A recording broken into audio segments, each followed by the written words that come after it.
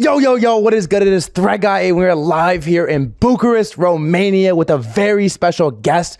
We got Andrew Tate, aka the Top G, on the podcast. Andrew, why did you come on this podcast? Well, I thought it would be nice to introduce myself to the crypto world. Of course, they already know who I am. Of course. There's some people who convinced me it was a good idea. There's some people who said you should talk to him. Yeah. I said I'm very busy. So I have people. I'm not sure I should. Yeah. But here I am. Then I was shown all of your stupid tweets, and then I saw you retweet more stupid things. And then I'll be honest with you, I got my impression that I built of you in my head is that you're just a kid who doesn't really understand the world very well. What do you think now? You don't really know me yet. I'll re-ask it at the end. And then I thought, well, he's already here. I'll go talk to him. If he annoys me, I'll just leave. So here I am. Well, I appreciate you coming on. No problem. I'll say this. You have a very respectful team, and you were very respectful of me too. I think you should go through life with respect. Yeah. I think one of the biggest problems we have in the world today is too many people have just become comfortable with being idiots. You talked about rage bait. Yeah. 99% of streamers are idiots. They're running around insulting and abusing and pranking innocent people and playing stupid games and insulting people they don't know. I don't find any of that funny. I don't think any of that's appealing in any way. When I see these idiot streamers running up to innocent people and scaring them or insulting other people they barely know for views or all of these kind of things, I think it's extremely infantile. And I think that not too long ago in the world, it would get you hurt. And I go through the world with respect as much as possible. I try not to disrespect people because I understand where I'm from. If you disrespect people, real bad things can happen. So I'm not the kind of person who's going to sit on Twitter and just insult random people. I think that's stupid. Even if they can't find me, even if they can't get to me, even if they don't have the capability, I think God himself is watching. And I don't think God likes people who do that kind of thing. I think that you pay the price one way or another if you're going to go through life and be that kind of person. You should be respectful to everybody. I'd be respectful right up to the point I hit somebody in the face. Why wouldn't I be? That's just how I am as a person. So I think being respectful is extremely important. I think it's what the world is missing. I think it's especially what the crypto community is missing. Interesting. I think the entire world is missing respect. I think there's a lot of people with a few followers and a big mouth who perhaps because they live in a failed state like California and they live in a failed city like LA, they just go through life and they do a bit of drugs and their friends do a bit of drugs. I don't do drugs. Everyone just talks constant shit and nobody has any honor or respect anymore. And there's crack addicts everywhere and houses get robbed and rappers get shot and nothing matters. You just run your mouth, right? But if you live in other areas of the world, if you lived in Moscow or Bucharest and you were the kind of person to just talk shit on Twitter, you'd pay the price for that. You have to be a lot more careful in other places in the world. I mean, maybe if you want me to stay in Bucharest, I could stay a little bit. You're not invited to stay. Let me, you know what my favorite term of yours is? It's karmic repercussions. We've been saying that all week. Karmic retribution. Karmic retribution. See, maybe it's not my favorite. Repercussions works. It works. It's just. I just like retribution right? more. You could fill it in there. Yeah. Should we get the coffee? Yeah, let's get coffee. Why not? Let me grab it. I'll grab it for you. We'll put it on hold real quick. It's hot. Should be. Thanks, friend. Appreciate that. Thank you. Be careful. Thank you. I'll keep them too. Poisoned? No, I hope not. Well, I'll drink it first if you want. well, we'll find out. Yeah. I'm hard to kill. What's the closest anyone's ever got to killing you? Is that a weird question? That is a bit of a weird question. I'm not sure how to answer it. I mean, if somebody was competent, I wouldn't know they were close to killing me until I was dead, right? Have you had a sip of the coffee yet? Exactly. So you have to consider these things. And you have to be paranoid and you have to always think in advance, right? If I were to walk into a room and somebody were to give me $1 million briefcase, I would instantly be worried for my life. Perhaps if you walked in a room and they give you $1 million briefcase, you'd say, yay, and you'd tweet about it and just walk out to your car like a dummy. That's how you get killed. I'd take the briefcase and I'd look around and see who else is in the room. And then I'd consider, can I get to my car alive? That's the life I've lived, right? We're all a product of the life we've lived. Mm-hmm. So perhaps people have come close. I have had incidents. Yeah. I do carry scars. My finger came off from a knife here. You can see. How did that happen? They sewed back on. They sewed your finger back on? Yeah, you can see it. Yeah, I see it. How did that happen? It's a long story, but I got into an argument with a guy and I have to be careful what I say. And I've never told this story online before. And I'm not going to give any much more detail. But he didn't threaten me. He just stopped replying. And then it was about a week later when I was walking through a car park. Really? Yeah. That's how the real world works. All this big talk tough and tweets and internet tough guy, all this shit is not real. No, because intent in and of itself can be hindered by your own mouth, right? If you have genuine intention, the last thing you're gonna do is destroy the element of surprise. If my intention was to genuinely hurt you, I would never sit here and say I'm gonna hurt you. I'd come to a podcast. You don't have to get into details. I won't press details, but you got an argument with this guy. Who started the argument? You started it? That's a detail. You don't have to answer that. It was a disagreement. It was disagreement. Yeah. Whose fault was it? I don't think the world really works in faults. I don't think it works in black and white. It's often varying shades of gray. Okay.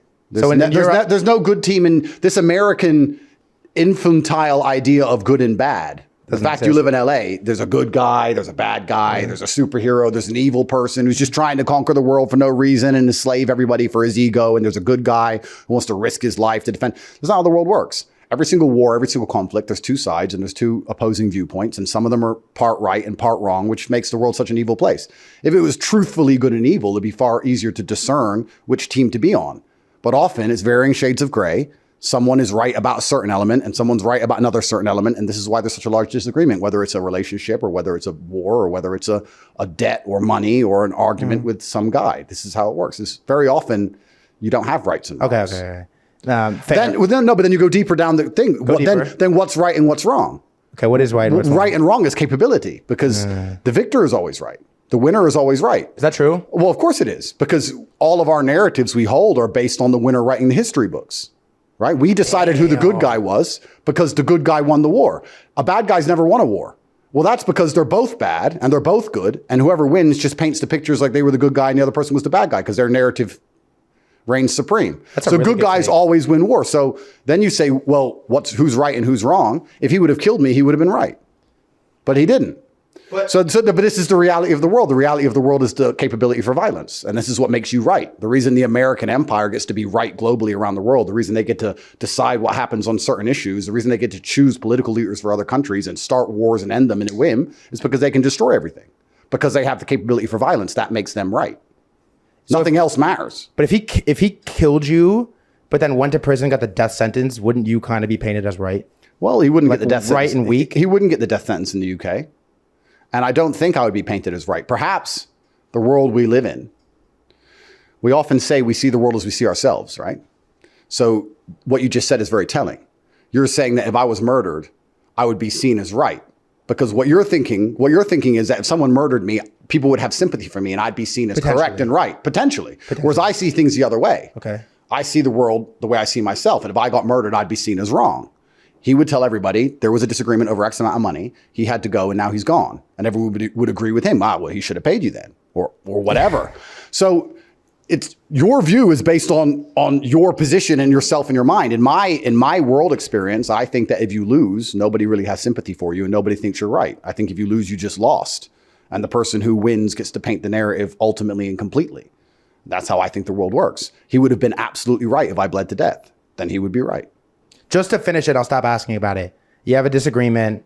The guy stopped texting you back. You think you're all fine and dandy. I didn't think it was fine. I never thought it was fine. But he didn't threaten me. But he didn't threaten you, so you kind of just like felt had like a weird vibe. Like you were just like, I understand the world. Okay. But I have to live my life. And so you're like in a parking garage kind of thing, alone. It's nighttime, I'm assuming. Yep. You're alone. You're walking to your car. And what happens? Some like big dude just like approaches you with a knife or like catches you off guard. You open your car. He's in the passenger seat. Like, what was the vibe? Well, this incident was never formally reported, and I need to be careful how I answer these questions. Valid. But I carry the scar, and I think you can work it out. No, it's okay. It's hard hard to miss the scar. Yeah, you can do the rest of the math yourself. Yeah. But I didn't die. Okay. So he wasn't correct. If I had died, I would have been wrong. I appreciate you sharing that with me. Let me ask you this: how much of like Andrew's actual life do you share on these podcast interviews versus what percentage of like your best stories do you think you've shared? Half, maybe. Half. We're going to get that to 51 today. But all right, here's a real one for you. We got a bunch of stuff to talk about. We'll get into it, I promise. I'm a little scattered. I get all over the place a little bit. Let me ask you this. You do a decent amount of podcasts and interviews. There's a lot of people that want to interview. I'm sure you get a million requests a day. A fair amount of them turn into Andrew Tate hit pieces. And I'm sure that they don't. Do they? Which ones? A decent amount. But like Vice and some of these Vice. Yeah. Right? That was a classic one. Yeah. I watched it in preparation for this. Didn't prepare me at all, but I did watch it. Yeah. Most of it. The ending was a little like not great. Well, they're a bunch of liberal dorks, right? They're all LA, Vice is watched. LA crew. Vice is watched. They are LA, aren't they? That's Miami, I think. Is it? I don't know. I don't know with this cesspit of leftism, this whole destroying the West garbage comes from. How do you like decide who you let interview you and not? You know the great thing about being rich? Yeah, what is that?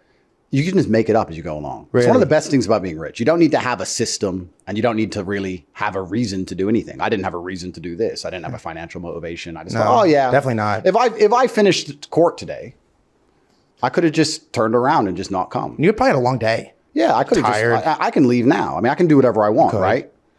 So sometimes I say yes to things and I don't really need a reason, because if you work out the reason for everything in life, the magic is destroyed. Haven't you ever had a girl you're truly in love with and you love her with all your heart? If you sit down and think, why do I love her so much? You can start to name the reasons and you'll name the positive reasons. But if you do it long enough and if you're a professional and you're trying to be compendious, you're going to end up naming all the negatives as well. You're going to name all the positives, you're going to name all the negatives, you're going to analyze them all, and you're going to work it out that you're spending all this money and her tits are fake anyway. And you're not going to love her anymore. If you analyze it too heavily, the magic is gone. So maybe the magic of life is me just doing whatever I feel like because I have endless money. And I don't need a reason to do anything. Sometimes I talk to haters. Sometimes I talk to guys who like me. Sometimes I talk to small channels. Sometimes I talk to the biggest channels in the world. You emphasize that small channel is a little bit too heavy right there for me. Well, I mean, you're not the smallest I've ever spoken to. I'm sure you've probably heard this from a girl or something. You're not the smallest. But you know, you're not the biggest either. Let me ask you this: does size matter? I don't know. You from LA. You're gonna have to tell me. This is more your domain. But I just do whatever I feel like. And I like that. Yeah, I can do whatever I want. I do like that. You said love. So have you ever been in love? Of course. The world is love. Oh, Everything. Love is the most powerful force in the universe. Do you lead? You think you lead with love? I think every man. Should you lead with love? Absolutely. Every man with any degree of masculinity should lead with love. Why else would you risk your life if it's not for love? Right? Oh, interesting. Genuinely. Why does a soldier go to fight and die for his country? Is it because he hates the enemy, or is it because he loves his country? Why does a man protect his wife? Why does a man protect his kids? Why does a man do anything? Why does a man train hard and try and make money? It's because of self-love. You have to love things or you're just an empty shell. As a man, you should be full of love.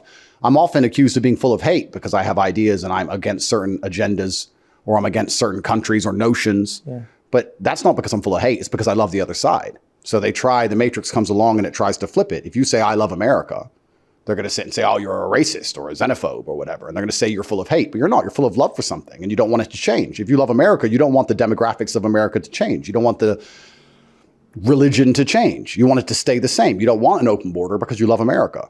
So I'm full of love. I think most men are full of love. And if you're not full of love, you're not very capable at all. Love is the number one thing worth dying for. Do you love America? Well, that's an interesting question. I'm in the middle of a very delicate judicial process. Yeah, you are. And there are rumors that it was instigated by perhaps the number one superpower. Really? So I have to be very careful what I say. Do you think that's true? Well, no way. If you're going through life in LA with that haircut. What do you think of my haircut, by the way? Shit. Thinking that everything is just fair. Like your view of the world is just like there's a judge and there's a lawyer and there's the police and everything's just fair. I'll put this to you. People can't even play a basketball game without a referee, because if there's no referee, they cheat. They cheat. For a basketball game, now you're going to talk about elections, controlling a country. You're going to talk about war. You're going to talk about some of the most famous people on the internet pushing ideas that you don't like or going against your narratives. And then you have to sit there and analyze as a professional and say, would there be some degree of cheating or snakery involved in this? It doesn't take much research to understand how governments have always worked throughout history and how they're currently working now. They want certain things done, and they're not going to let their own laws get in the way. So if you're the most famous man in the world at the time, I got arrested. I was the most Googled man on the planet. You were. I was the most Googled man on the planet with the number one demographic they're most afraid of, which is military-age males, because they want them to go die in ditches or build the roads and build the bridges and work jobs and pay taxes and be depressed and miserable because there's no future for most men, which is why everyone's gambling on shitcoins in the first place, because they understand that if they go and get an engineering degree, they're never going to have any money. So there's no point becoming an engineer. So when the bridge collapses in Baltimore, it takes 9 years to build a bridge in the most powerful country in the world because we have no engineers, because everyone's gambling on shitcoins instead. And I don't blame them, because they're trying to escape the Matrix, because the Matrix is worst for military-age males. And I'm telling this to them, and they want to get rid of me.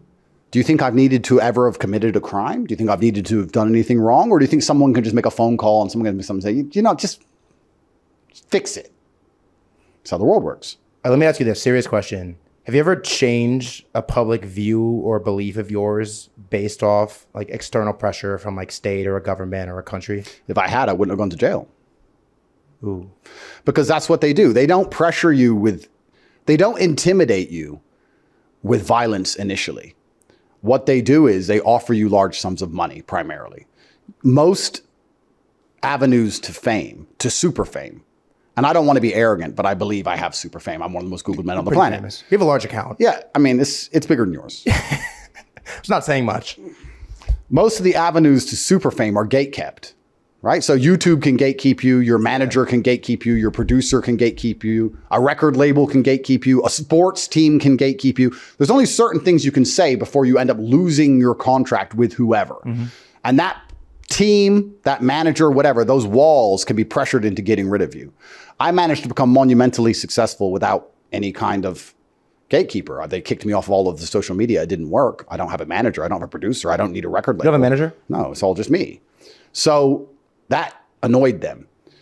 And the reason they keep these gatekeepers in place is so that when they come out with certain narratives which can't be questioned, everyone shuts up, which is effectively how they get away with what they get away with. That's how the world works. So what they do with me, I can only speak from my own experiences. They come along and they say, here's $55 million. You're going to be sponsored by XYZ, but you're going to have official opinions on these topics. No way. And when you say no to that contract, which infuriates them, by the way, they're not used to people saying no to money. Yeah. It's also why they're after Trump, because they can't bribe him. He's 70 something and he's rich. You can't bribe him with money. He doesn't care. Yeah. And that annoys them because especially when weak people become rich, when strong people become rich, they understand the realities of the world. But when weak people become rich, like crypto dorks, they think that money is everything and they think they can buy everyone. And when they find someone they can't buy, they get very angry. Yeah. So when you turn these contracts down, they get very angry and they start to say things like, well, you know, you're very famous and you've had a long and interesting past, Andrew, and you might need important friends one day. This kind of veiled bullshit. Wow. And you ignore them and then you get arrested and you go to jail.